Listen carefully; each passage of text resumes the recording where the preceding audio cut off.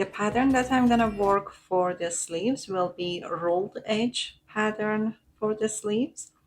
That means we're gonna start right after cast on edge to work 4 rows of stockinette. Just simple stockinette stitch for 4 rows. Row 1 knit, row 2 purl. Now finished 4 rows in stockinette stitch. 4 rows in stockinette stitch. Next, I'm gonna work 2 rows in simple 1 by 1 rib stitch.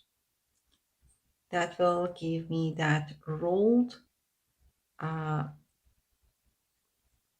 edge for the sleeve. Just simple knit and purl rib stitch for 2 rows.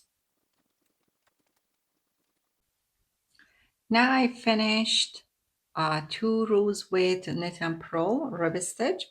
So if you pay attention, you're gonna see this is the rolled edge we are working because I wanna make the pattern on the purl side. Next step is start to work the stockinette from the purl side.